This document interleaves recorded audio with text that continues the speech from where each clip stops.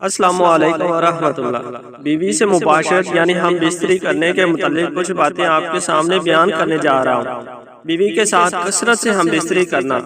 شریعت میں بیوی سے ہم بستری کرنے میں کوئی حد مقرر نہیں، لیکن غذائیں خالص نہ ہونے کی وجہ سے بیوی کے ساتھ کثرت سے ہم بستری کرنا انسان کی جوانی کو بہت جلد ختم کر دیتا ہے۔ ایک مرتبہ ہم بستری کرنے سے منی کی کثیر تعداد خارج ہو جاتی ہے اور منی کی تیاری میں اچھی غذا کا کثیر حصہ خرچ ہو جاتا ہے۔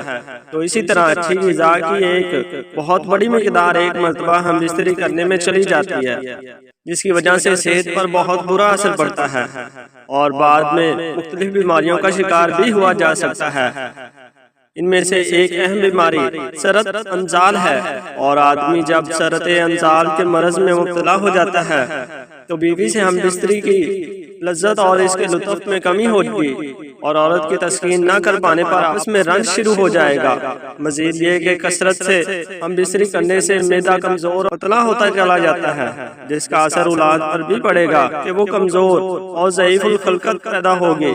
نبی کریم صلی اللہ علیہ وآلہ وسلم کے آزاد کردہ غلام ثوبان رضی اللہ تعالیٰ عنہ نے فرمایا کہ میں رسول اللہ صلی اللہ علیہ وآلہ وسلم کے پاس کھڑا تھا کہ ایک یہودی عالم آج صلی اللہ علیہ وآلہ وسلم کے پاس آیا اور کہا، اے محمد صلی اللہ علیہ وآلہ وسلم، آپ پر سلام ہو۔ ثوبان رضی اللہ تعالیٰ عنہ کہتے ہیں کہ میں نے اس کو اتنے زور سے دھکا دیا کہ وہ گرتے گرتے بچا۔ اس نے کہا، مجھے دھکا کیوں دیتے ہو؟ میں نے کہا، تم یا رسول اللہ کیوں نہیں کہتے؟ آپ صلی اللہ علیہ وسلم کو نام سے کیوں پکارتے ہو؟ یہودی نے کہا، ہم تو آپ کو اسی نام سے پکارتے ہیں جو آپ کے گھر والوں نے آپ کا رکھا ہے۔ تو رسول اللہ صلی اللہ علیہ وسلم نے فرمایا، یقیناً میرا نام محمد ہے جو میرے گھر والوں نے رکھا ہے۔ یہودی بولا، میں آپ سے کچھ پوچھنے آیا ہوں۔ رسول اللہ صلی اللہ علیہ وسلم نے اس سے فرمایا کہ اگر میں تمہیں کچھ بتاؤں تو کیا تمہیں اس سے فائدہ ہوگا؟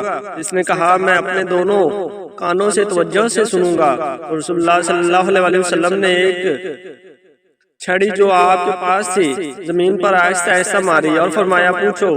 یہودی نے کہا، جس دن زمین دوسری زمین سے بدلے گی اور آسمان بھی بدل جائیں گے تو لوگ کہاں ہوں گے؟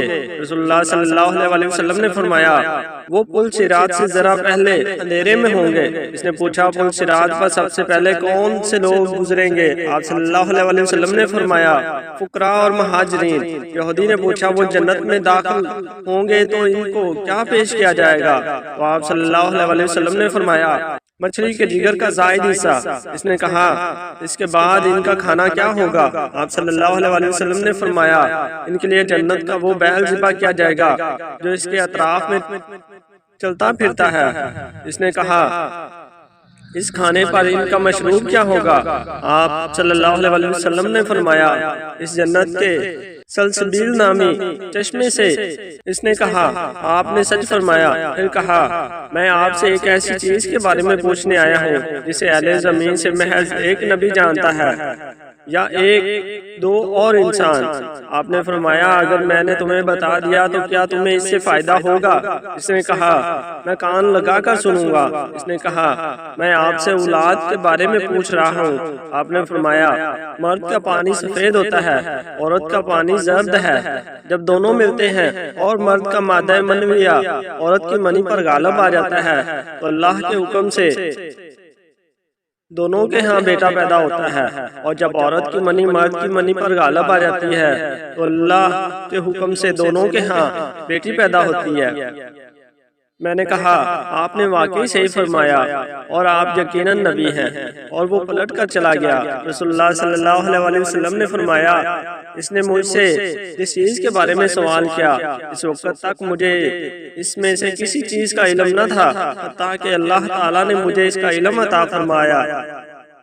رسول اللہ صلی اللہ علیہ وسلم نے غزل کے بارے میں فرمایا، رسول اللہ صلی اللہ علیہ وسلم سے غزل کے بارے میں سوال کیا گیا۔ آپ صلی اللہ علیہ وسلم نے فرمایا، ہر منی کے قطرے سے بچہ پیدا نہیں ہوتا، اور جب اللہ تعالیٰ کسی چیز کو پیدا کرنے کا ارادہ فرما لیتا ہے تو اسے کوئی چیز روک نہیں سکتی۔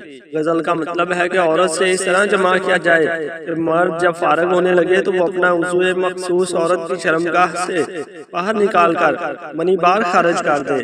اس طریقہ سے مادہ منویہ چونکہ اندر نہیں پہنچتا، اس لیے عورت حاملہ ہونے سے بچ جاتی ہے۔ غزل کے بارے میں حتمی بات تو یہ ہے کہ یہ نامناسب ہے، ایسا کرنا اچھا نہیں، لیکن چند چیزیں ذیل میں لکھے جاتی ہیں جس کی موجودگی میں غزل بلا کراہت جائز ہے۔ عورت اتنی کمزور ہو کہ حمل کا بوجھ اٹھانے کی استطاعت نہ ہو، حمل اور درد زا کی تکلیف جھیلنے کی سکت نہ ہو، یا بچہ کی ولادت کے بعد شدید کمزوری اور نکاحت لاق ہونے کا اندیشہ ہو تو غزل جائز ہے۔